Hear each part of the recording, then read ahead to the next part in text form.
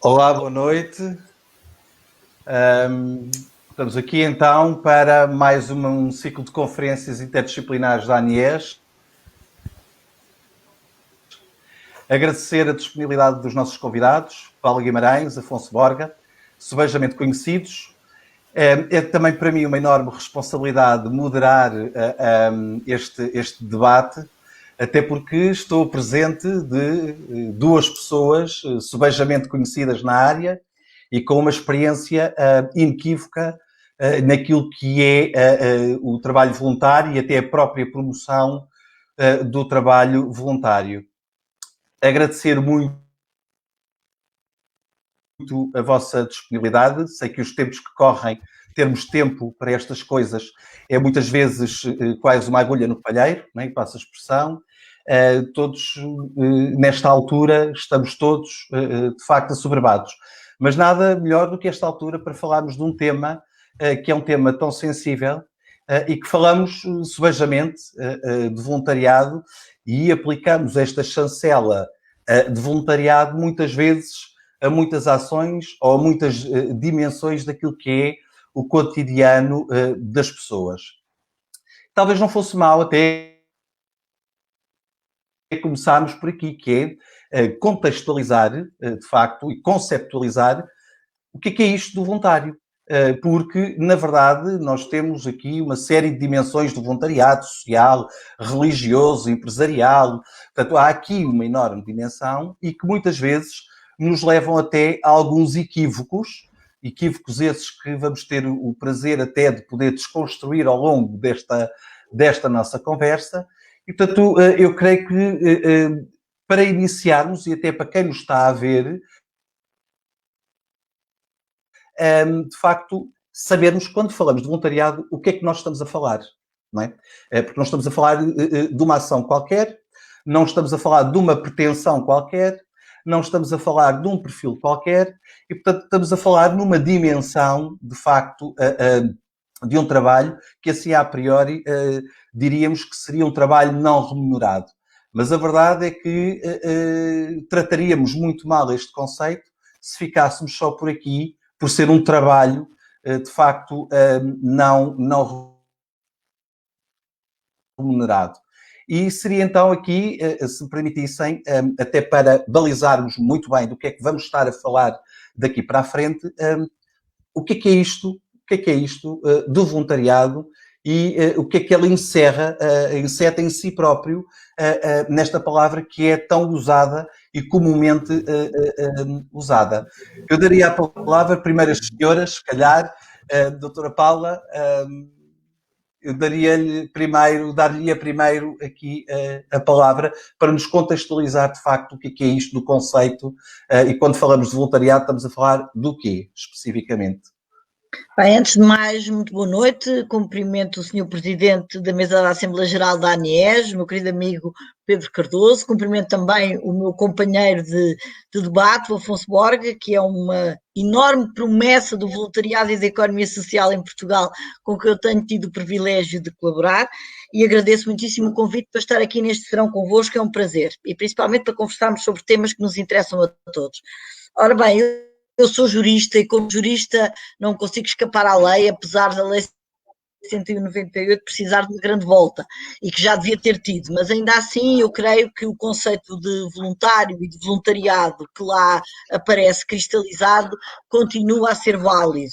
E, portanto, para quem ainda tenha dúvidas, o voluntariado é uma atividade que deve ser exercida com desinteresse, em espírito de liberdade, por alguém que no seu tempo livre e de acordo com as suas aptidões e interesses consiga pôr ao serviço da comunidade essas mesmas competências. Eu acho que outro fator importante de distinção entre o voluntariado e o voluntarismo, e creio que o Pedro queria colocar também essa questão, porque há algumas manifestações próximas do voluntariado, mas que não são efetivamente voluntariado, é o facto do voluntariado precisar de ser enquadrado e dever ser desenvolvido no contexto de uma organização promotora. E isso faz toda a diferença, a meu ver. Ou seja, não é voluntário quem quer, é voluntário quem tem uma apetência, mas que essa apetência é suficientemente selecionada, acompanhada, validada e enquadrada, de modo a que o bem que eu quero fazer aos outros, e necessariamente a mim própria, não seja desvirtuado e que em vez de ser uma ajuda para a comunidade e para o outro se transforme num problema para todos. E, portanto, essa é a diferença, a meu ver, do voluntariado. É uma atividade nobre, é uma atividade que radica na nossa liberdade, na nossa entrega, na nossa capacidade de ajudar o outro e de ajudar a comunidade a que pertencemos, mas que não o devemos fazer sem estarmos devidamente enquadrados numa organização. Afonso, queres acrescentar alguma ideia? O Afonso tem uma prática de voluntariado, eu tenho seguido até os artigos, recentemente o último que foi publicado no jornal No Público, e portanto, com esta experiência toda, pode-nos dar aqui também este enquadramento, de facto, do que é que quando falamos de voluntariado estamos a falar do quê, não é? Sim. Antes de mais, também agradecer o convite. Acima de tudo, para mim, eu acho que é mais do que uma honra, também é um prazer poder passar o final do dia e a parte da minha noite também, acima de tudo, também a aprender tanto com a Paula como com o Pedro, que são duas pessoas também que me inspiram, mas também a podermos debater aqui um assunto que me é caro também e que acho que é um assunto que deve ser também ele debatido e deve ser levado também em consideração. O que é que eu posso acrescentar? Posso acrescentar uma questão importante que a Paula também tinha referido, que é a questão do enquadramento, do facto de haver uma organização promotora, muitas vezes há a ideia de que eu posso ser voluntário por mim só e, portanto, eu próprio fazer ações voluntárias, que muitas vezes é o tal voluntarismo, depois falta toda essa componente da organização e do enquadramento e de sabermos que estamos a fazer algo e que o que estamos a fazer de facto tem um impacto e tem uma responsabilidade sobre outros ou sobre alguém, e eu acho que isso é muito importante, essa valorização que devemos ter de um voluntariado organizado, que eu acho que é um caminho que temos vindo a fazer, mas que ainda muitas vezes há a ideia de que eu por mim posso só fazer voluntariado, eu próprio, sem ter nenhuma organização, quando eu quiser, e enfim, há aqui um enquadramento que é importante ter. E depois é a tal questão, a Paula referiu da questão da liberdade, portanto, de ser um gesto livre, que eu não sou obrigado a tal, de ser obviamente sem esta pretensão de eu ganhar algo com aquilo, ainda que obviamente há imensos ganhos emocionais, que certamente iremos falar mais à frente, mas há uma questão muito importante que é a questão da responsabilidade, ou seja, eu de facto devo sentir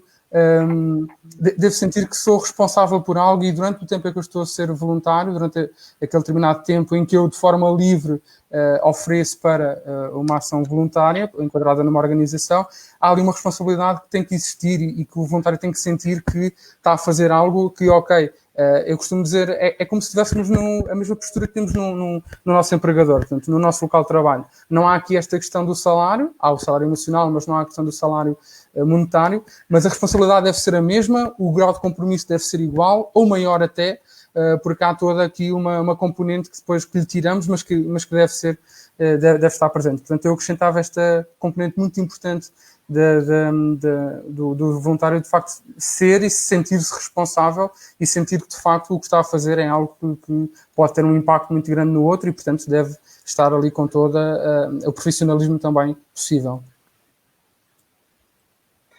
Falando até aqui nas questões motivacionais, eu agora ia lançar, se calhar, aqui uma provocação. Sobretudo aqui na nossa área social, e até pela questão do salário, que o Afonso também falou, mesmo nós, profissionais, portanto, na nossa atividade profissional, somos ou não somos também impelidos a um voluntariado no sentido daquilo que vocês falaram, da questão do bem comum, da responsabilidade e da liberdade. Portanto, toda a nossa ação profissional é só por dinheiro ou também há aqui uma dimensão de voluntariado?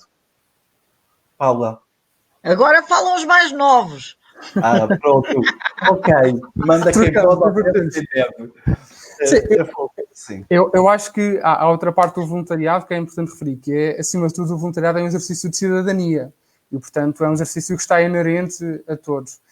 E eu percebo que, de facto, se calhar muitas vezes uma linha até muito estreita e muito ténue, principalmente nesta área social, na área, no nosso caso em específico do serviço social, há muitas vezes uma linha muito ténue de onde é que termina a ação enquanto profissional e onde é que se coloca a outra parte já mais pessoal enquanto voluntária.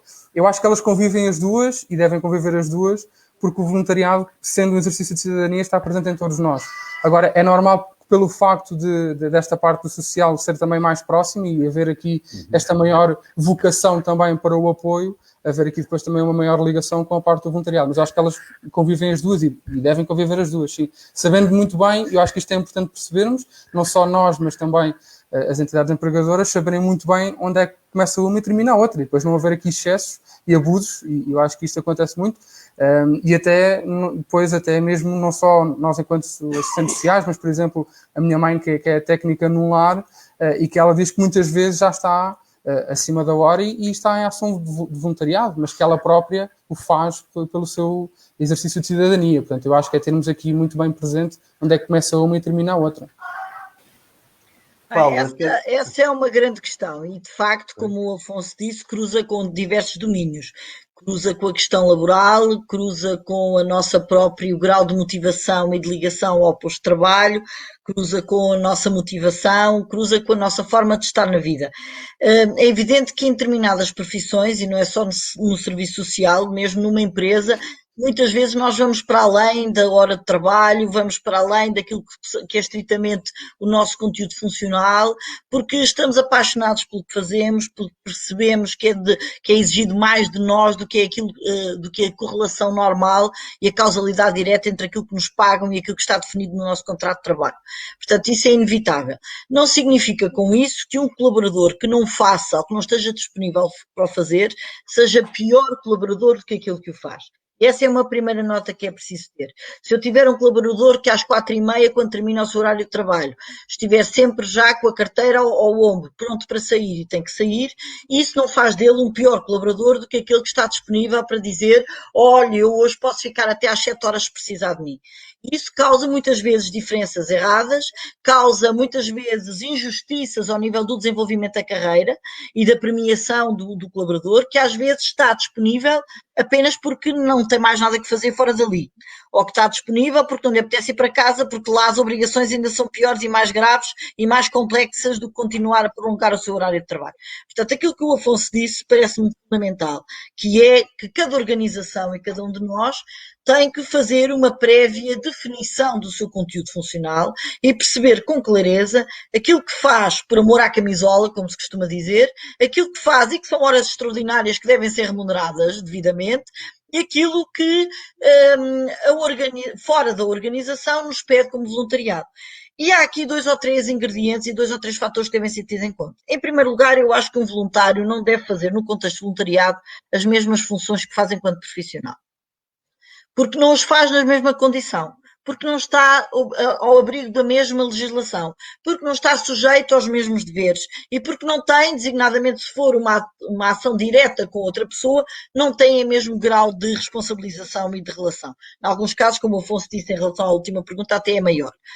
Por outro lado, é fundamental que cada organização tenha um regulamento muito claro e feito sobre o que é atividade de voluntariado e o que é que pede ao voluntariado.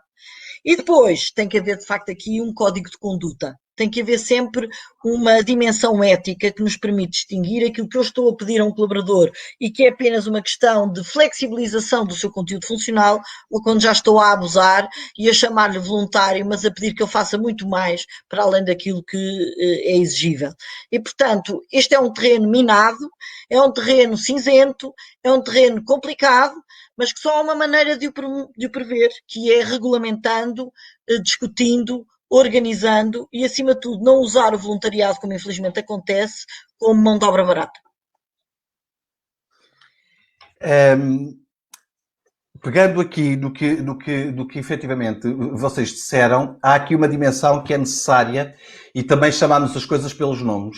Nem todos nós temos perfil para sermos voluntários. E, portanto, também é preciso muitas vezes dizer que não é? Eu relembro em inúmeros projetos, depende dos projetos, há pessoas de nós que não se identificam ou não temos perfil para determinadas ações voluntárias. Mas o dizer que não a um trabalho voluntário ainda custa muito do ponto de vista de quem organiza e, portanto, muitas vezes aceita-se tudo, aceita-se todo tipo de motivações para o exercício do trabalho voluntário. Em vossa perspectiva, isto é claro ou não é claro? E também, que tipo de perfil, assim, do ponto de vista genérico, depois o perfil terá que ser adequado, penso eu, a cada ação, mas que tipo de perfil, assim, do ponto de vista genérico, podemos indiciar de forma a que a pessoa possa, efetivamente, exercer o trabalho de voluntariado? Eu posso começar, a questão que Pedro estás a referir, eu acho que ainda entra na própria definição de voluntariado e pega muito bem com a pergunta anterior, que é a questão da necessidade de, também no voluntariado, eu digo também porque noutras áreas isso acontece, haver aqui a necessidade de haver um recrutamento de voluntários, haver uma entrevista depois de voluntários e só após essa entrevista, após avaliarmos o tal perfil, haver então a formação desse voluntário e depois então a integração desse voluntário. Isto é um caminho que ainda não está bem, lá está, devia estar melhor regulamentado, mas ainda não está bem implementado e ainda são poucas as organizações que efetivamente têm um programa de recrutamento, de seleção, organização, formação e integração de voluntários. Portanto, eu diria que são estes 5 passos que são muito importantes na integração de voluntários. Depois, obviamente, que dependendo das áreas, dependendo da característica, que esse processo pode ser maior ou menor. Se estamos a falar do voluntariado corporativo, ele ganha outra dimensão também e que depois podemos explorar adiante. Eu acho que, de facto, o perfil varia muito para aquilo que é, como disseste, aquilo que é a função. Esse perfil deve ser previamente identificado pela organização promotora e que está a organizar essa vertente do voluntariado. No caso, se calhar no meu caso específico, temos maior experiência na parte do voluntariado corporativo, em que temos uma grande parte, por exemplo, de voluntariado ambiental. Obviamente que aí um perfil não deve ser, se calhar, um perfil tão rigoroso consoante, por exemplo, um voluntariado social, em que aí sim são necessárias as características, a questão da empatia, portanto, até percebermos se a pessoa já teve ou não experiência na área, que é uma questão importante também.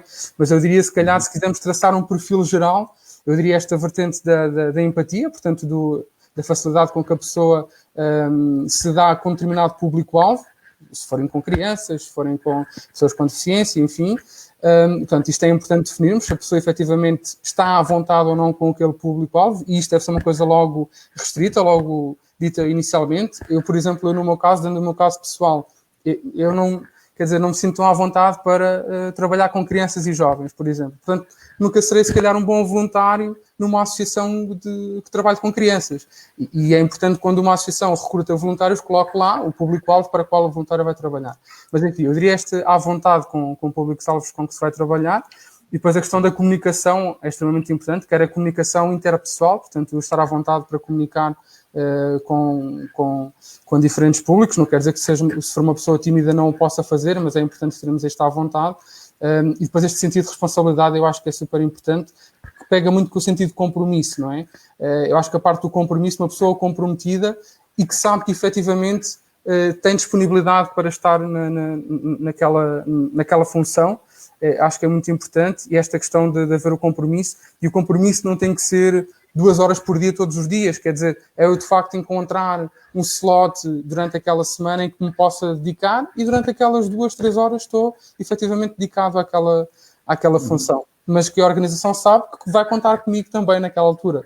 E, portanto, esta disponibilidade e este compromisso regular, acho que diria que é importante. Portanto, só aqui sintetizar, se tivermos em conta o perfil, eu diria que pelo menos esta questão da empatia, ou consoante o público-alvo, como podemos sentir à vontade com um determinado público-alvo, a questão da comunicação interpessoal e a questão do compromisso e disponibilidade, diria que são logo 3 questões que devem estar efetivamente no perfil do voluntário, de uma forma geral, se quisermos traçar um perfil geral. Bem, eu concordo totalmente com o que disse o Afonso. Atrevo-me só aqui a introduzir mais 2 ou 3 questões. Do lado da organização promotora, penso que é fundamental, quando se constrói o programa de voluntariado, haver muito trabalho de casa interno para se definir quem queremos e para quê. Porque muitas vezes o que nós encontramos nas organizações é que há precisamos de voluntários. Mas precisamos de voluntários para fazer o quê? E só depois de definirmos esta dimensão é que sabemos que perfis é que precisamos para os diversos portfólios de atividades. Portanto, a organização tem que ser uma organização madura, estruturada, organizada, e por isso é que esta chamada de voluntários a toque de caixa para cobrir faltas de pessoal é aterrorizadora.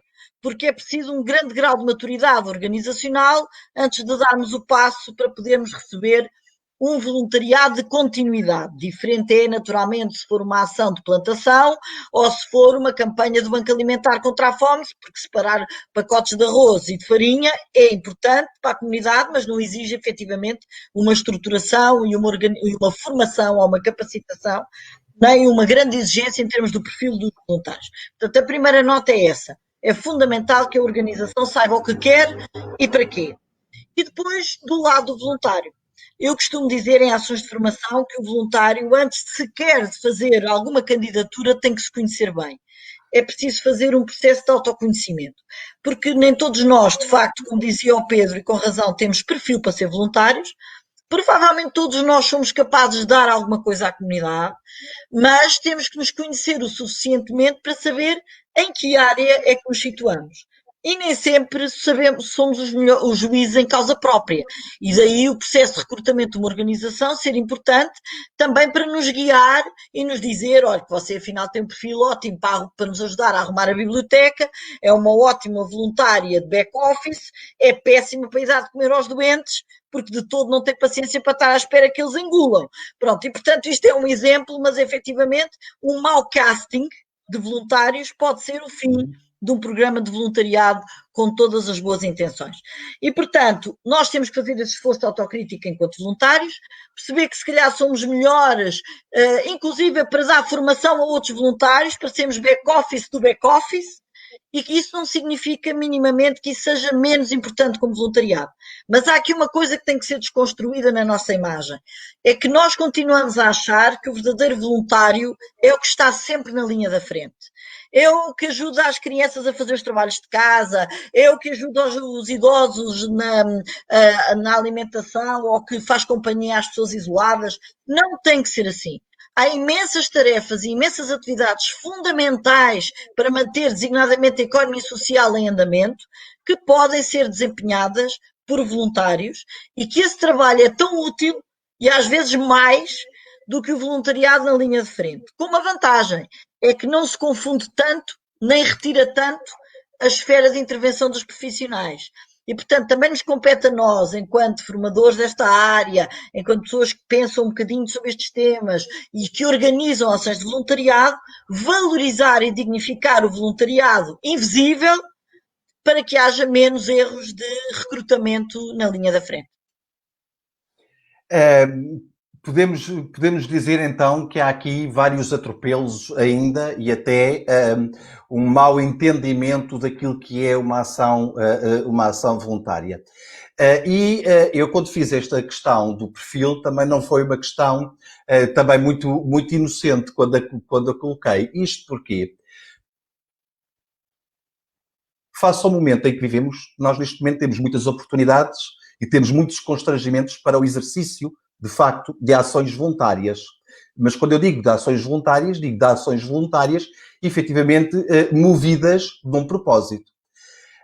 E gostaria de obter aqui a vossa opinião do que é que acham, por exemplo, no setor da economia social, esta ideia de, quando foi o confinamento, muitas instituições ficaram sem cuidadores, porque as escolas fecharam, as mães tiveram que ficar em casa e, portanto, as instituições ficaram a braços com falta de pessoal. Houve um programa específico no IFP de recrutamento para as pessoas mensalmente poderem ajudar e estar, e pagas até por uma bolsa, mas é um trabalho voluntário que foi alargado até 31 de dezembro. E, a par disso, temos também a comunicação de que o pessoal do setor do turismo iria ser incluído no trabalho com o terceiro setor. Portanto, quando falei do perfil, estava exatamente a pensar chegarmos efetivamente aqui, não é?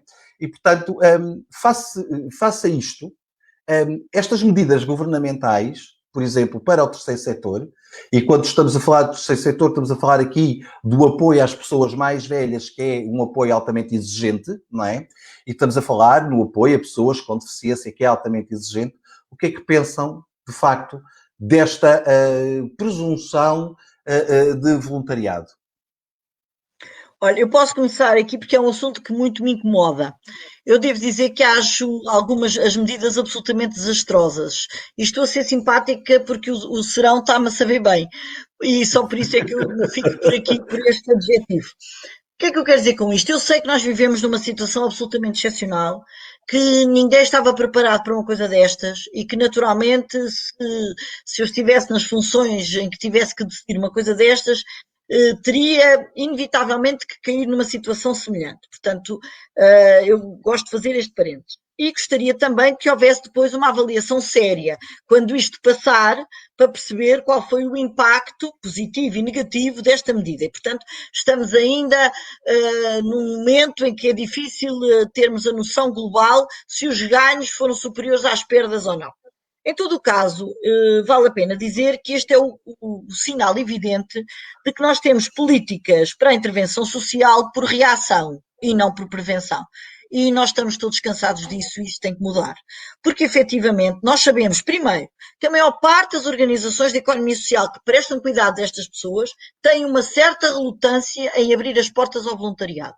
E nós sabemos isso. Isso é uma constatação e é um dado que os bancos locais de voluntariado muitas vezes dizem que têm pessoas que querem exercer a sua função e que há uma relutância e uma resistência por parte das organizações para abrir as suas portas aos voluntários. Agora não tiveram resistência nenhuma porque não tiveram outro remédio. Portanto, o primeiro dado é que isto devia ter sido preparado. E se tivesse sido preparado há 10 anos, todas as instituições teriam bolsas de voluntários conhecedores das organizações, já com formação, com traquejo, com relação até empática com os clientes e, portanto, as coisas teriam sido resolvidas com muito maior leveza, com muito mais harmonia, com muito menos impacto negativo.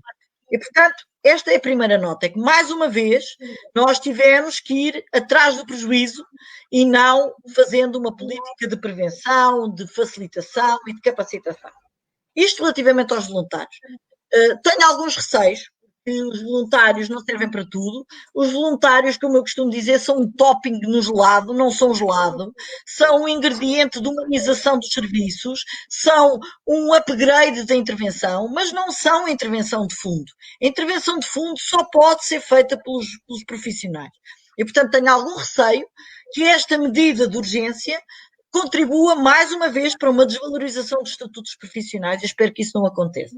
Depois vamos ver também se estes voluntários vão continuar a ser absorvidos pela instituição como voluntários, se daqui vai nascer ou não programas de voluntário, ou se, passada a epidemia, as portas se voltam a fechar para estas pessoas que foram, eventualmente, fundamentais nas organizações.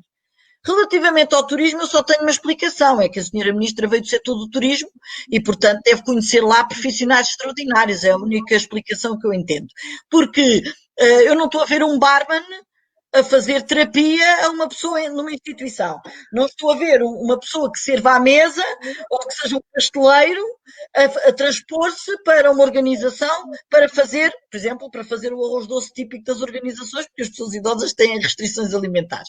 Eu estou a brincar, mas isto para dizer que eu fiquei estupefacta e, acima de tudo, muito triste com a leviandade, com a leveza com que se propõe a transmutação de trabalhadores de um setor para o outro, desconhecendo e passando completamente, desvalorizando completamente a especificidade do setor da prestação de cuidados a pessoas em situação de dependência e algumas em situação de demência. Isto só pode ter uma leitura. É a da aflição.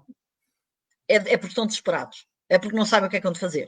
Mas este desespero significa que há décadas de atraso no planeamento e na dignificação deste setor em Portugal. Isto é a única coisa que se pode retirar daqui. E, portanto, eu espero que isso não vá avante. Não significa que não haja uma minoria de casos de pessoas que sejam suscetíveis de conformação se adaptarem, porque há pessoas, de facto, com essa capacidade, mas não pode ser essa a receita, não pode ser essa a solução. E fiquei muito triste e muito preocupado. Afonso. Sim, sobre esta pergunta ainda, só acrescentar aqui, ou melhor, só reforçar que eu acho que estamos perante uma tripla desvalorização. Se calhar até há de haver mais do que 13 e há de haver, até podemos encontrar mais, mas só para reforçar também o que a Paula referiu, ou seja, primeiro esta questão da desvalorização dos próprios profissionais prestam este tipo de apoio e neste caso, no nosso caso em específico também dos profissionais de serviço social.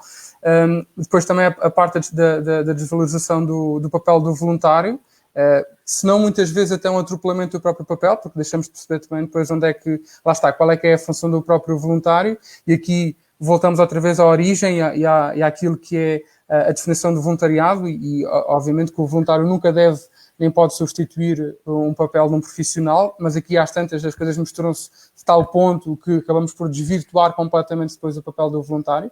Eu acho que isto acaba por ser um retrocesso muito grande e se calhar um retrocesso de um processo que tem levado o seu tempo e que leva muito tempo a fazer, que é esta visão muitas vezes que se tem do voluntariado que substitui postos de trabalho. Isto, enfim, é uma visão que demora muito tempo a desconstruir, ou tem demorado muito tempo a desconstruir, e depois, por fim, não sendo eu um profissional de turismo, mas sinto também que não deixa de ser também uma desvalorização do próprio setor de turismo, não é? Do próprio, de não percebermos, de não conseguirmos visualizar um futuro melhor para o setor de turismo e deixarmos até de apostar neste setor, porque parece que temos aqui um setor que que já não tem resposta e que, portanto, vamos colocá-lo aqui noutro setor. Portanto, acho que há aqui, pelo menos, certamente que haverá mais, mas reforçar aqui esta tripla desvalorização e esta confusão dos papéis, que acaba por depois também levar, e pode levar a retrocessos graves também naquilo que é o apoio social. Paula, as instituições são resistentes a abrir as suas portas ao voluntariado por que razão? Até porque temos estado a falar também em que o voluntariado muitas vezes substitui postos de trabalho. Nas instituições da economia social isto acontece? E se acontece, então não é aqui uma contrariedade se por um lado aceitam pessoas para substituir postos de trabalho, mas por outro lado têm resistência à abertura de portas? Podemos clarificar isto? Uhum. Eu acho que existem muitos casos, não é? Existem naturalmente muitas organizações, e felizmente cada vez mais, que não só estão abertas ao voluntariado, como elas próprias o promovem, o estruturam e o organizam. Portanto, não podemos de maneira nenhuma generalizar a ideia de que a economia social é avessa ao voluntariado. Pelo contrário, foi lá que ele nasceu. Agora, o que há aqui é algumas situações. Eu não tenho dados estatísticos, portanto, para quantificar, mas há algumas situações que, de facto, quase que são contraditórias. Primeiro, porque nós sabemos que o modelo de governo atual das organizações de economia social assenta precisamente no dirigismo voluntário e, portanto, todas as organizações têm voluntários, quanto mais não sejam nos órgãos de decisão, mas depois são esses mesmos voluntários nos órgãos de decisão que têm, às vezes, alguma relutância em criar programas de voluntariado. Porquê?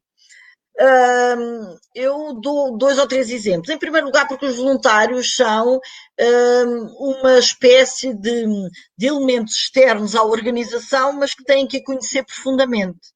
E, portanto, mais uma vez, a organização é madura, é estruturada, se organiza e vive de uma forma democrática, onde os seus stakeholders são ouvidos nos processos de decisão e de organização, e, portanto, o voluntário não é de maneira nenhuma um alvo a bater, pelo contrário, é uma pessoa isenta, ao mesmo tempo externa e interna, com uma dimensão de imparcialidade que pode ajudar imenso os processos de organização. Ou se a instituição é secreta, ainda não está bem estruturada, não tem processos aliados de participação dos seus colaboradores e dos seus clientes, e aí o voluntário entra e pode ser um fator de grande perturbação da organização. Porque é alguém que não tem uma relação hierárquica, alguém que não tem a ameaça do despedimento dentro de um processo disciplinar, alguém que é, pela sua própria natureza, livre de expor as suas ideias, alguém que é livre e pode passar para o exterior uma imagem boa ou uma imagem menos boa da organização. Muitas vezes o que eu consigo perceber é o medo dessa liberdade. O medo de ter alguém que conhece a organização, mas que nós não podemos controlar no exercício dessa função. Precisamente porque a instituição ainda não está suficientemente estruturada para poder receber os voluntários. Por outro lado, mas isto é uma opinião pessoal, eu acho que há uma excessiva intervenção dos dirigentes voluntários nas dimensões da gestão das organizações. E, portanto, muitas vezes intervêm na própria construção e na organização do voluntariado. E isso é completamente nocivo ao equilíbrio e à gestão. E por isso o que eu encontro é ainda muitos casos em que há uma desconfiança sobre se os voluntários vão ou não vão cumprir as funções, nós vamos criar expectativas nos clientes e depois os voluntários não aparecem, mas são tudo, a meu ver, falsas desculpas. O medo verdadeiro é o medo de que haja um elemento estranho à organização e simultaneamente interno que possa pôr em causa os processos de decisão e os processos de gestão. Eu acho que é um caminho, acho que há cada vez menos casos desses, mas em todo caso, se olharmos para o número de organizações que, por exemplo, nacionalmente se candidatam ao prémio e ao selo do voluntariado, da Confederação Nacional de Voluntariado, percebemos que ainda há muito para fazer e ainda há muito para alastrar nesta lógica de que o voluntariado é um auxílio precioso para os profissionais das organizações e para os próprios dirigentes. Afonso, uma coisa aqui neste sentido de, até pela tua experiência, sentes que há aqui alguma resistência ou que os voluntários são muitas vezes, de facto, ocupam cargos assalariados que deveriam ser assalariados e, portanto, que ideia é que tu fazes de...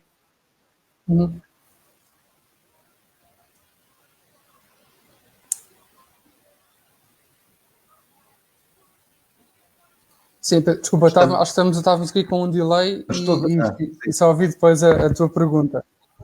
Sim. O que eu tinha a acrescentar também, outra questão... Sim.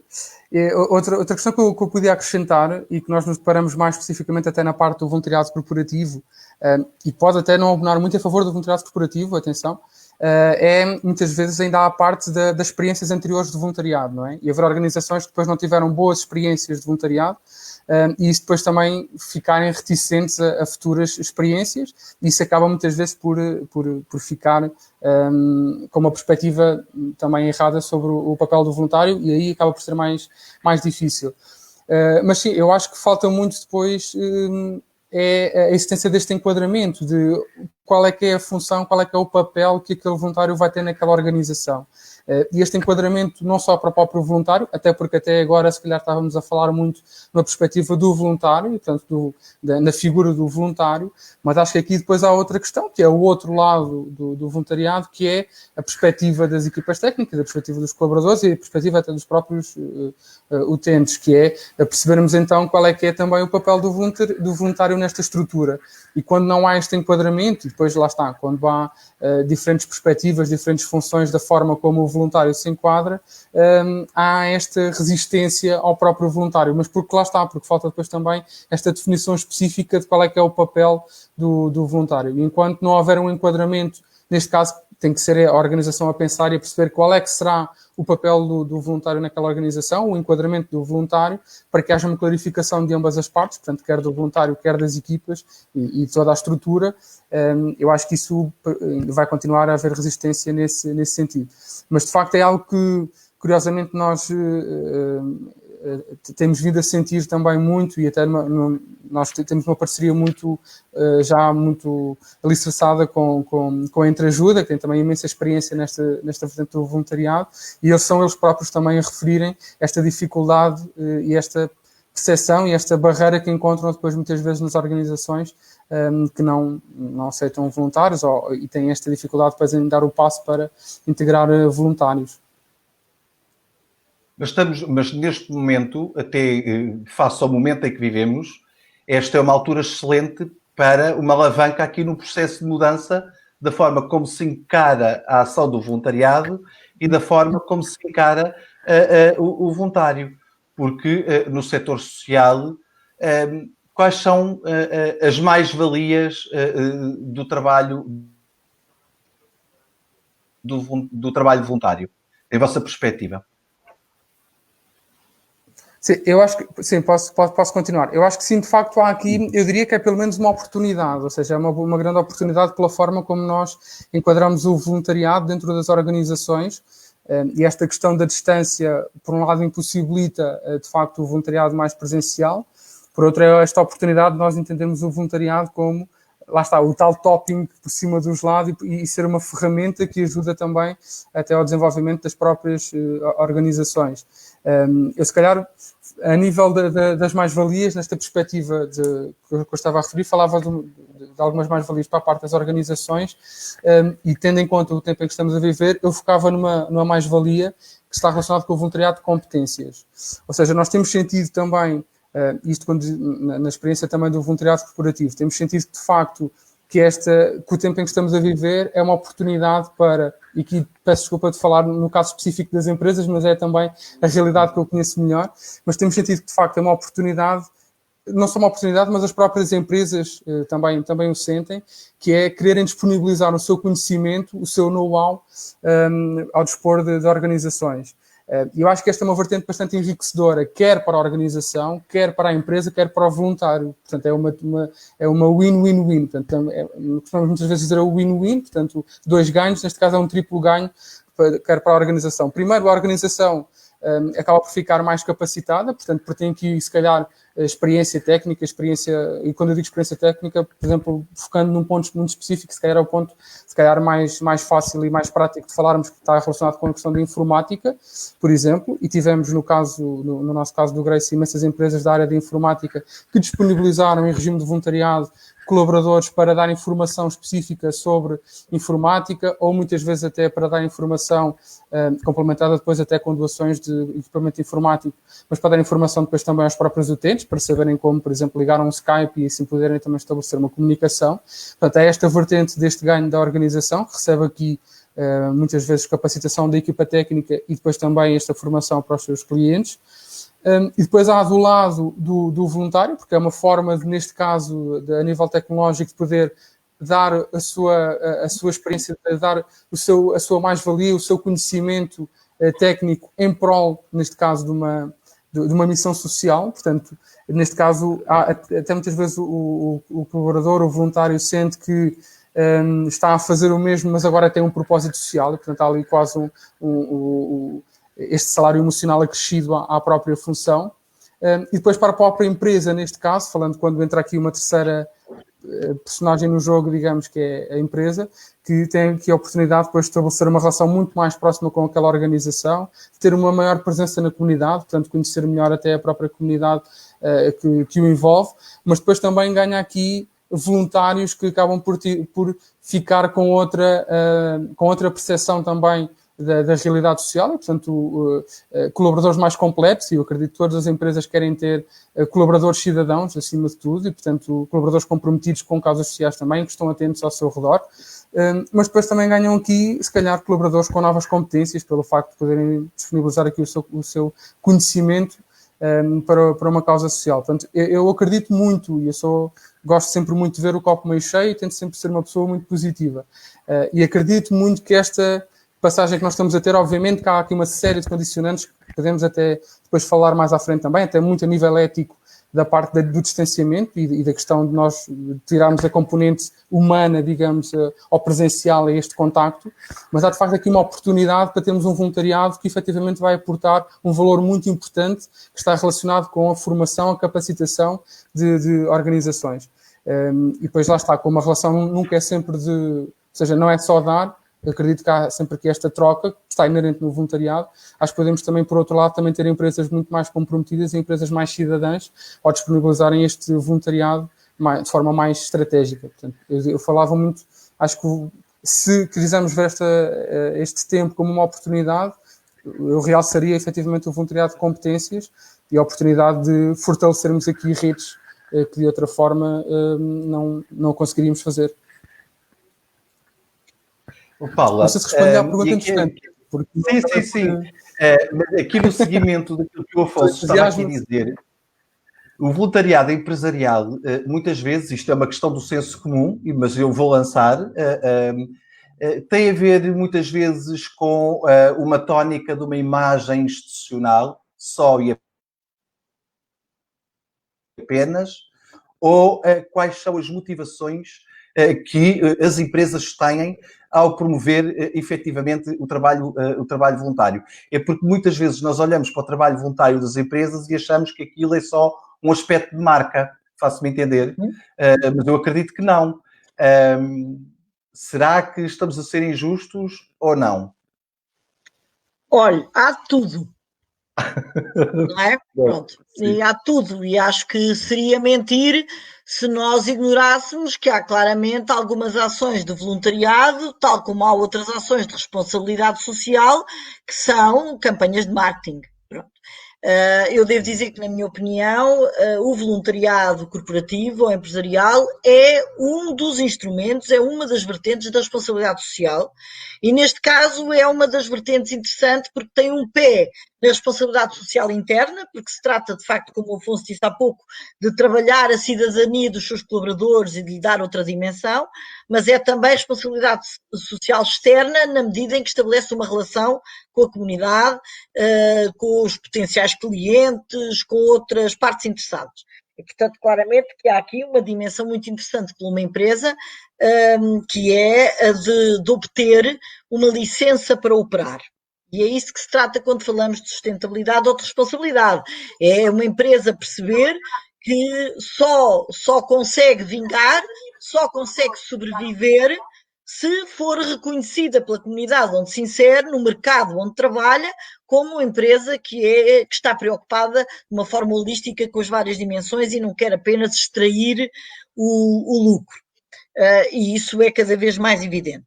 Portanto, continuarão a subsistir algumas empresas que ainda utilizam a responsabilidade para vender uma imagem de solidariedade que às vezes não corresponde e que não é coerente com outras práticas, designadamente com preços que pratica, com práticas laborais, com despedimentos coletivos, etc. Mas há cada vez mais, e da experiência gratificante que foi a minha passagem pelo Grace, devo dizer que há cada vez mais experiências que são genuínas, que são autênticas e que querem de facto esta dupla vertente, que é trabalhar os recursos humanos, trabalhar as pessoas e dar-lhes uma outra dinâmica, outros horizontes, fazê-las sair da sua zona de conforto, aprender que há outros modos de viver, conhecê-las noutros contextos e, ao mesmo tempo, estabelecer uma relação de cumplicidade e de retribuição com a comunidade envolvente.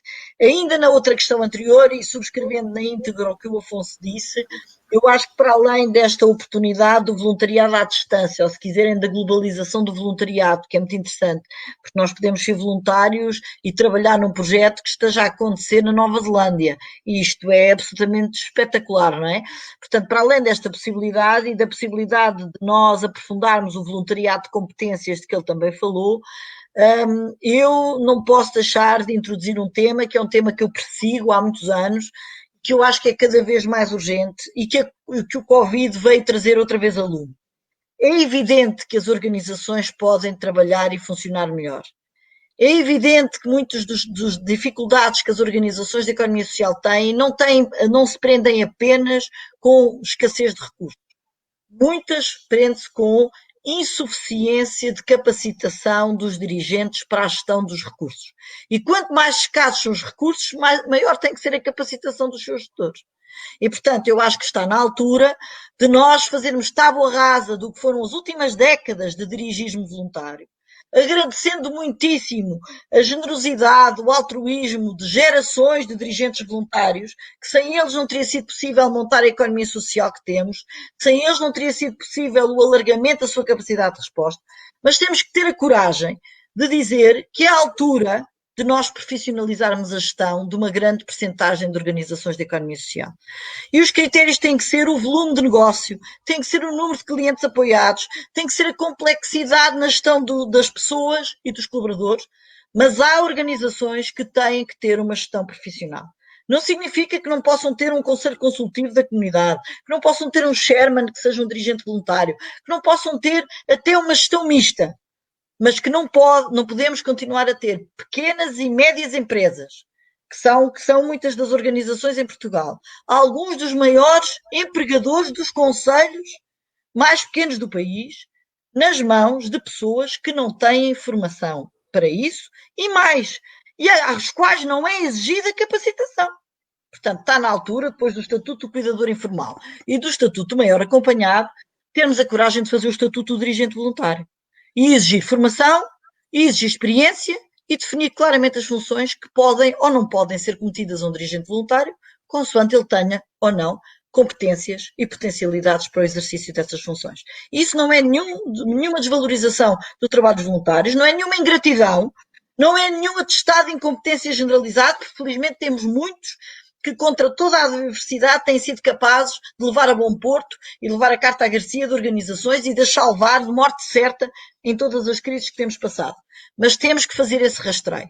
Temos que ter a coragem política e social de analisarmos caso a caso e percebermos em que circunstâncias é que é preciso dar o salto e profissionalizar a gestão das organizações sem desprestígio e sem retirar da equação o voluntariado, que é tão importante.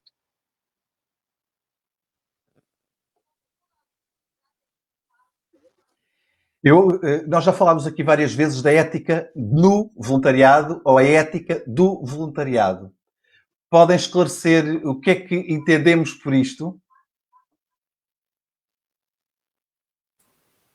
Não sei se a Paula quer começar, que esta vertente da ética, como jurista... Não sei exatamente qual foi o contexto em que falaram. A questão da ética é fundamental. É muito anterior à parte é muito anterior à legislação, é muito anterior à intervenção jurídica.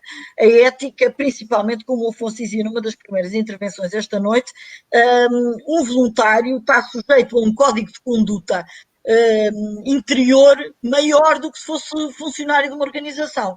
Sim. Basta dizer que um voluntário não pode ser alvo de um processo disciplinar, não pode ser alvo de uma sanção, se não cumprir não lhe acontece nada. E, portanto, ou tem o grilo aqui em cima do grilo do Pinóquio, aqui em cima do bolso, e, portanto, fica impressionado e perturbado cada vez que falha, ou se esqueceu do grilo, ou se nunca o teve, como é óbvio, nunca poderá assumir os compromissos. Portanto, o voluntariado tem o seu alicerce, a sua âncora, precisamente nesta dimensão ética. Na dimensão ética de que o voluntário tem que saber que está a trabalhar em organizações e para públicos, direto ou indiretamente, que muitas vezes estão no fim de linha, que são mais frágeis, que são mais vulneráveis, que têm uma capacidade de reivindicação mitigada. Por outro lado, os voluntários trabalham num contexto de organizações que têm a sua missão, que têm os seus valores, tem um quadro deontológico e jurídico que eles têm que conhecer e observar. Mas, sobretudo, eu diria que a ética do voluntário e a ética do voluntariado é esta consciência absoluta que vem dos princípios Ubuntu, com que eu tenho aprendido tanto, que vem da filosofia de Mandela, que é o meu herói, e que vem de que o voluntário verdadeiro e a ética do voluntário radica nesta ideia de que eu só sou porque existem os outros. Aquilo que eu faço só tem valor se for útil aos outros. Eu sou porque os outros são. E o voluntário é a encarnação absoluta, se for um bom voluntário, desta ética de uma sociedade coletiva, global, de entreajuda e compassiva. Sim, eu acrescentava então esta parte da ética, porque tinha tocado nisso na intervenção anterior, que é, claro, obviamente que não deixando de ser uma pessoa, um positivista e ver o copo meio cheio, mas há obviamente aqui esta preocupação, se de facto percebemos que a questão do voluntariado à distância é uma oportunidade e, na verdade, é se calhar até a realidade neste momento, tendo em conta os números de constrangimentos que existem, pelo menos na parte social do distanciamento social. Mas, de facto, eu acho que esta dimensão ética tem aqui outro valor e ganha aqui outra importância quando falamos não que ela não fosse, obviamente, já importante, mas é necessário entrar cada vez mais na discussão quando falamos desta questão do voluntariado à distância. Porque estamos a falar aqui de relações que se estabelecem, muitas vezes, até se formos a falar do caso, e há inúmeros casos também que surgiram agora com a questão da pandemia de voluntariado telefónico, não é? Da questão das linhas telefónicas, em que temos uma série de organizações que recorrem a esse mecanismo para combater um pouco a solidão a que muitos utentes também estão vedados, e de facto é uma questão que também temos que pensar nesta pandemia atual. Portanto, onde é que fica de facto aqui, e estamos a falar, por exemplo, do caso das pessoas idosas, não é? Que muitas delas em questões de isolamento preocupante e de facto temos que ter aqui uma perspectiva crítica sobre isto, mas de facto, sendo o voluntariado também agora feito muitas vezes sem vermos uma cara, pode acontecer, ou sem sentirmos a pessoa, e esta questão do sentir é extremamente importante, muitas vezes pode levar a que haja um menor comprometimento do voluntário, não é? Eu sinto que, enfim, eu só tenho aqui um telemóvel, é isto que me liga à pessoa que eu estou a acompanhar, por exemplo, enquanto voluntário, portanto, enfim, se eu deixar também de ligar, não faz muita diferença. Ou seja, usamos este objeto quase como uma desculpa para deixarmos a nossa relação de compromisso com o voluntário. E esta componente humana entra muito aqui, particularmente, porque não deixamos, obviamente, de ter aqui uma grande responsabilidade, se calhar uma responsabilidade maior, porque não existe aqui uma cara, se calhar há aqui uma responsabilidade maior deste cuidado que devemos ter e atenção que devemos ter com o beneficiário e com o público com quem estamos a trabalhar. Portanto, esta questão do voluntariado à distância, obviamente que há aqui ganhos, não é? De podermos, se calhar, mais facilmente ligarmos a uma causa, a uma pessoa, ou como a Paula também disse, do outro lado do mundo, e podermos ser voluntários do outro lado do mundo. Mas, ou eu, por exemplo, que eu não sou, ou seja, eu trabalho em Lisboa, mas sou de uma aldeia perto de Torres Novas e consegui, através de um programa de voluntariado que existia aqui na minha aldeia, consegui, mesmo em Lisboa, continuar a apoiar aqui, neste caso o lar de idosos do Pedrógão, mas que de facto esta questão da distância não deve ser uma desculpa para deixar de haver aqui este compromisso, que se calhar até deve ser maior com o voluntário, e esta componente ética ganha aqui uma outra dimensão que é importante termos em conta e que se coloca agora, portanto, e que devemos olhar para isso atentamente. Há organizações que já o fazem muito bem. Eu dou o exemplo, por exemplo, da Serve the City, que é uma rede nacional até de voluntários e que tem efetivamente uma grande experiência neste voluntariado à distância, tem toda uma lógica até de acompanhamento do próprio voluntário, do beneficiário. Há aqui até um relatório que tem que ser preenchido. Enfim, há uma série de componentes que devem existir e que não devemos deixar de olhar para elas com preocupação, porque a distância não pode ser a desculpa para deixarmos de humanizar o voluntariado, ou seja, perdendo este espaço, esta presença, temos que olhar com outro cuidado para este distanciamento que estamos a querer colocar também nesta relação de voluntariado. Paula, há aqui um comentário que eu gostaria que a Paula comentasse, até porque traz aqui à luz, à discussão, um conceito que eu acho que pode ser perigoso. Mas eu deixo isto para a Paula, que é, e tem a ver na sequência da questão anterior, que é, não chega à boa vontade, o terceiro setor tem de ser autossustentável e gerar lucro. E isso só com profissionais. Gerar lucro social para todos e a bem de todos. Gostaria que comentasse, Paula, este comentário que saiu agora exatamente da nossa página a propósito do seu discurso sobre as direções. Está quentinho, então, saiu agora do forno. Exatamente. É assim, eu não gosto muito da expressão lucro na economia social e também confesso, também não gosto muito da expressão terceiro setor. Pronto, as palavras são o que são, mas eu prefiro economia social e solidária, daquilo que tenho aprendido com o professor Rocamar ao longo destes anos, e por outro lado não gosto muito da expressão lucro, porque o lucro está efetivamente muito colado a um setor privado empresarial. Por outro lado, eu devo dizer que eu sou das pessoas que têm resistido um bocadinho à aprovação do Estatuto da Empresa Social em Portugal, achando eu que já existe essa figura, que são as cooperativas, e precisaríamos de as revitalizar e não de criar empresas sociais ao lado, novas. Portanto, sou cautelosa nesses conceitos.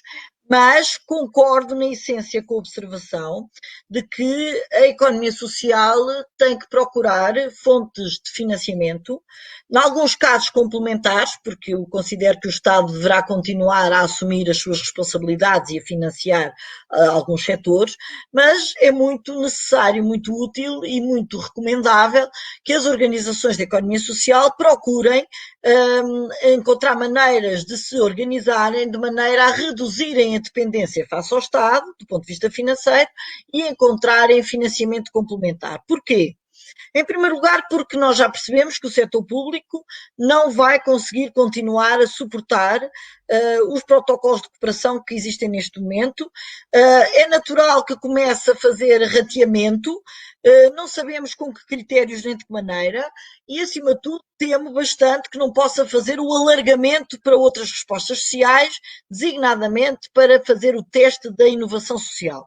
E nós percebemos que neste momento muitas das experiências e muitos dos projetos mais inovadores estão a ser suportados ou pelas próprias instituições ou com recurso à responsabilidade social das empresas no âmbito de linhas de financiamento complementares. E, portanto, é óbvio que tem que haver aqui um esforço de reengenharia interna das instituições para que elas possam continuar a modernizar-se, a estar atentas às novas necessidades dos públicos.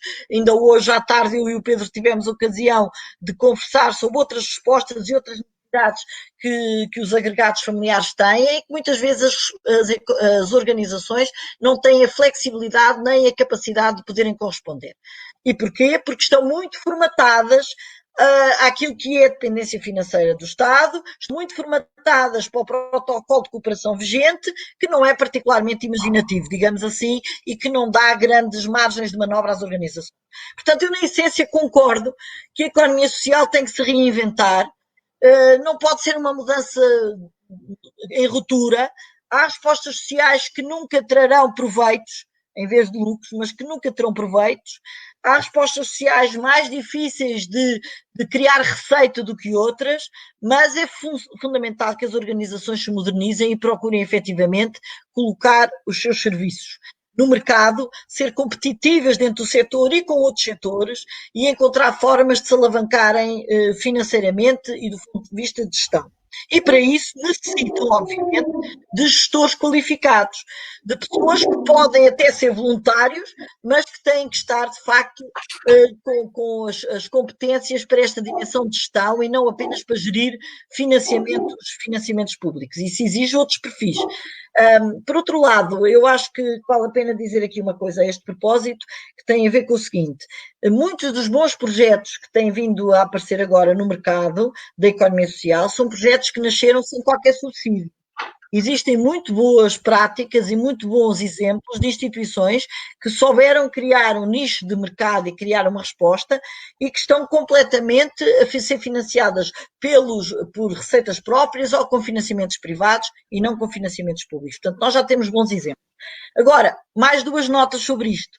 É que isto exige uma mudança de mentalidades, não apenas de uma mudança de gestores voluntários ou amadores para gestores profissionais, mas isso implica, por exemplo, levar a sério a dinamização dos associados. Há muitas organizações que abandonaram completamente o trabalho com os associados. Pelo contrário, até se esquecem que são associações. Não trabalham as cotas, não trabalham o envolvimento, não trabalham o donativo ou a percepção ou o contributo dos seus associados, que também é uma fonte de receita, não é? Pronto, e portanto, há aqui uma dimensão de procura de outras receitas que faz parte desses processos de reengenharia e de gestão profissional. Eu devo dizer que acho que a economia social precisa de uma enorme volta. Eu tenho muita confiança na próxima geração, nesta mudança, porque estão melhor apetrechados e, acima de tudo, porque é uma geração que aprendeu a trabalhar de forma colaborativa. E com esta última nota, respondendo a esta questão, há uma coisa que ajuda muito a gerir bem uma organização, é não ter medo de partilhar recursos, é não ter medo de conversar com a instituição que está ao lado. E a economia social seria mais rica, seria mais competente, daria melhor resposta aos desafios que têm entre mãos se as organizações colaborassem umas com as outras, se partilhassem os recursos humanos, os recursos materiais, os recursos de equipamento que têm. E nós não encontramos isso. Infelizmente, continuamos a encontrar, salvo também alguns exemplos excepcionais, mas continuamos a encontrar mais competição do que colaboração na economia social, que devia dar o exemplo. Bom, Paulo, isto agora daria aqui pano para mangas, pronto, mas nós também vamos aqui já... Só uma sessão sobre colaboração até, não é? Podíamos fazer só uma sessão sobre colaboração. Exatamente, e também há aqui uma dimensão que a Paulo tocou, que também não era o objetivo desta conferência, mas que pode ser o mote para outras, que tem a ver com o voluntariado e empreendedorismo, não é? Porque a Paula acaba de falar exatamente do nascimento de várias instituições autossustentáveis, associações, que isto tem a ver também com o empreendedorismo de quem as gera e de quem se dá a elas. Mas agora, para fim da nossa conversa, fica já aqui o mote para refletirmos e para falarmos também como é que a própria economia social se pode reinventar nesta dimensão também de empreendedorismo. Portanto, só para isto daria para estarmos aqui mais 2 ou 3 horas a falar sobre isto, porque, na verdade, há respostas muito formatadas, muito conceptualizadas, muito cristalizadas naquilo que foi uma dimensão do seu nascimento, mas que, de facto, nunca passaram por um processo de maturação e, portanto, estamos a 20 ou 30 anos dessas respostas e continuam exatamente com os mesmos conceitos com que emergiram. Mas eu agora gostaria até que terminássemos aqui um bocadinho com uma cereja em cima do bolo, que estivemos a falar de voluntariado e temos aqui à nossa frente 2 pessoas que dominam muito o tema que foram sempre muito, incentivaram muito esta dimensão do trabalho voluntário, do enquadramento, da dignidade do trabalho voluntário. Eu gostava que vocês nos dessem um presente, que é, isto não está programado, mas que é, nos testemunhassem uma ação voluntária que levaram a cabo e quais foram os ganhos pessoais e os ganhos para a comunidade dessa ação, que é uma ação muito pessoal, em que foi feita, que portanto foi exercida por vocês. Se calhar, Afonso, eu até começava por ti, porque eu tenho lido algumas coisas. Tenho lido algumas coisas que tens partilhado e que tens produzido. Eu acho que poderias dar aqui este presente aqui a quem nos está a ouvir. Obrigado, Pedro. Não sei se na pergunta se percebi bem se era a nível da experiência que nós tivemos enquanto voluntários ou enquanto organizadores. Experiência pessoal. Pessoal, experiência pessoal. Sim, okay. Sim. Do ganho pessoal e do ganho que a comunidade também obteve. Certo. Então, olha, já que pediste também aqui uma história e a cereja em cima do bolo depois da conversa, só antes disso, antes de passar aqui à parte da experiência pessoal, mas também se liga, e ainda até, de facto a conversa foi muito bem planeada porque a primeira pergunta esteve sempre aqui presente, não é? A questão do conceito de voluntário é que vamos por abordar sempre. E quando a Paula referiu que todos nós podemos ter uma função enquanto voluntários, eu acho que é extremamente importante e todos nós, sendo pequeno ou grande esse contributo, mas podemos ter. Eu lembro-me sempre até uma história que me contaram já há algum tempo, mas que eu levo sempre comigo, que é que uma vez numa floresta havia um incêndio e os animais da floresta estavam todos em pânico, todos a olhar para o incêndio e assim, sem saberem o que fazer. Mas havia lá o beija-flor, que é um passarinho muito pequenino e que tem a curiosidade de ser o único pássaro que consegue voar em todas as direções, mas enfim, isso é uma curiosidade.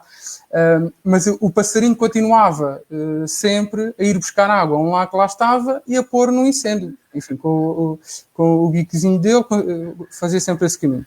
E o elefante virou-se para o beija-flor e disse: beija-flor, tu és um bocado parvo, não é? Achas que tu, com esse bico pequenino, consegues apagar aquele fogo tão grande? Quer dizer, isso não vai contribuir em nada.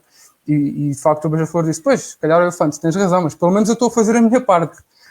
De facto, se tu fizesse a tua parte, se calhar podíamos dar um contributo maior, porque era o elefante. E de facto, eu acho que esta vertente de todos podemos ter o nosso lugar enquanto voluntários, eu acho que é importante, quer seja na linha da frente, quer seja em back-office, enfim, quer seja em qualquer lugar.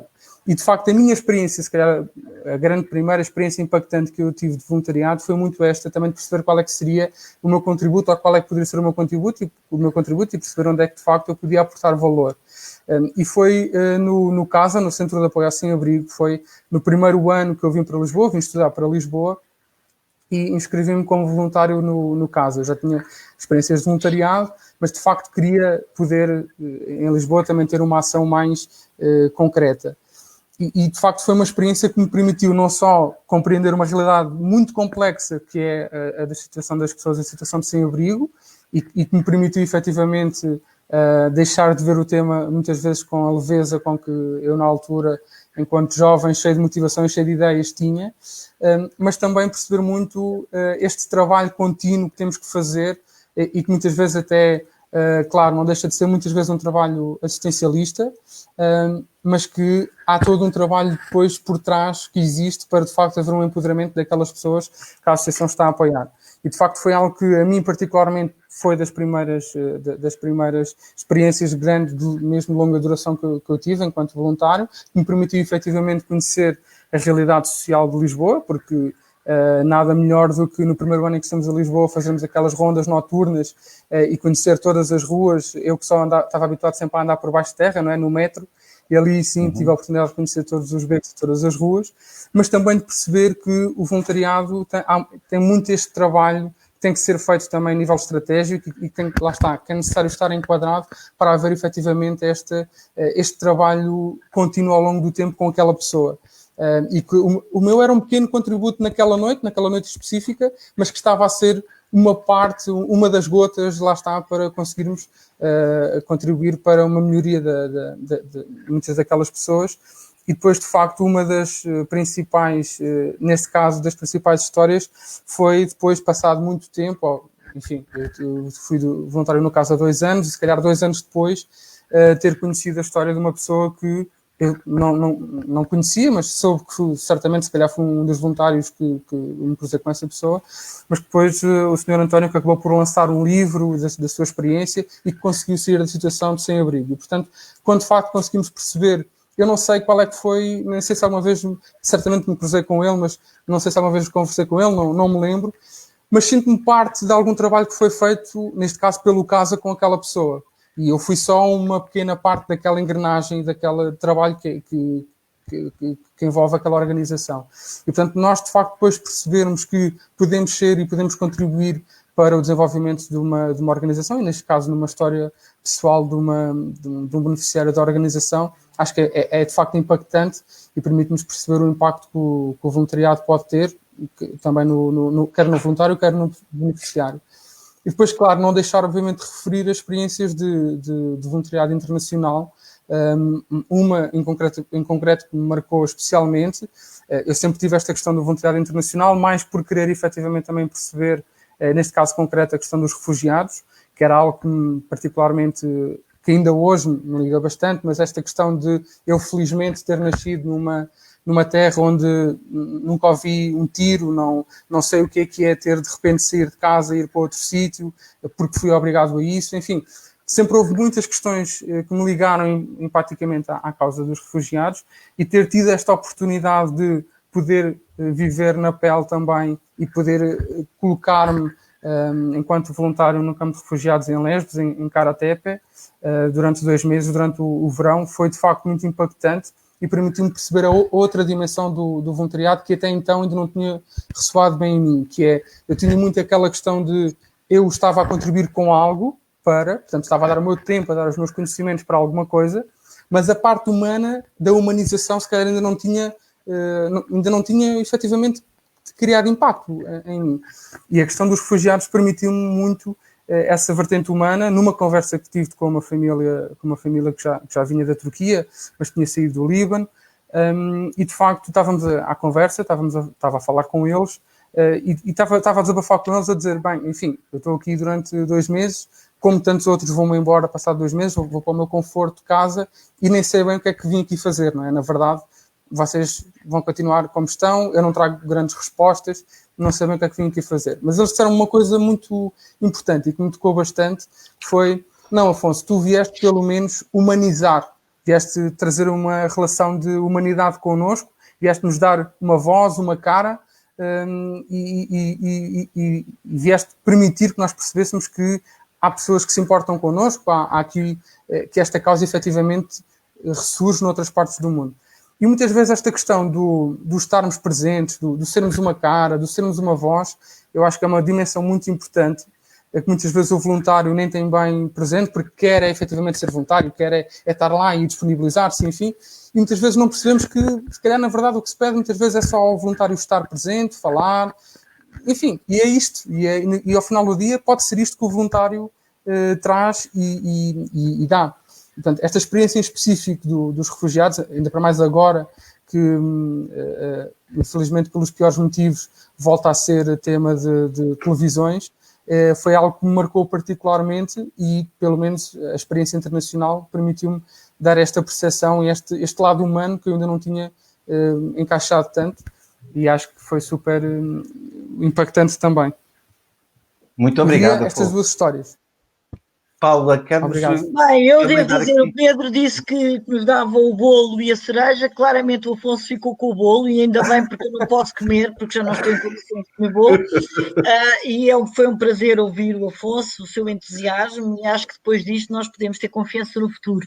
A próxima geração é melhor do que a nossa, não tenho a menor dúvida a esse respeito. Não, mas é colaboração, é colaboração, é colaborarmos com a experiência e com... Temos muito a aprender. Mas é extraordinário. Bem, eu ponho a cerejinha então para dizer o seguinte: eu sou uma péssima voluntária de linha da frente. Há muitos anos que trabalho nisto, fiz várias experiências, devo dizer, em várias áreas, e essa não é a minha praia, porque eu sou muito assertiva. E uma das das condições, uma das qualidades que, na minha opinião, um voluntário deve ter, é dar espaço a que o destinatário da ação de voluntário seja empoderado, seja a sua voz, tenha o seu espaço. E, portanto, as experiências para mim foram um bocadinho frustrantes, porque eu não consegui obter os resultados que queria, porque a mudança não se verificou com a mesma rapidez com que eu sonhava, e eu deixo transparecer essa frustração. E, portanto, eu percebi que a minha praia, o sítio onde eu posso eventualmente trazer algum valor, é no back-office e é designadamente na formação. E eu aposto tudo nisso, designadamente na formação dos direitos humanos e precisamente na criação de que eu acho que é fundamental que cada cidadão tenha consciência dos seus direitos, não só para que seja um bom voluntário, mas sobretudo para que seja um bom cidadão. E a experiência mais marcante da minha vida foi há alguns anos, quando eu fui convidada pelo Hospital Júlio de Matos para dar formação sobre o suprimento da incapacidade das pessoas com doença mental. E eu entrei no auditório do Júlio de Matos a achar que ia falar para médicos, enfermeiros e assistentes sociais, e o público eram doentes mentais. E eu tive o maior susto da minha vida e a maior lição de humildade foi falar de direitos humanos para os destinatários desses direitos humanos. E o que eu aprendi e que trouxe sempre na bagagem, espero eu até agora, é de que um voluntário, tal como um trabalhador social, não é ventríloco dos outros, não fala nunca pelos outros. O voluntário é um agente de crescimento individual, não é um representante legal de ninguém.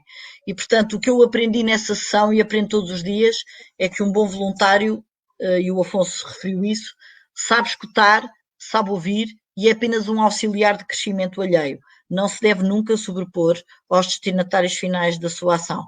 Esse foi o ensinamento maior que eu tive e é o que eu tento transpor em toda a minha vida. Esta é a cereja em cima do meu bolo, que é um queque, é só um queque.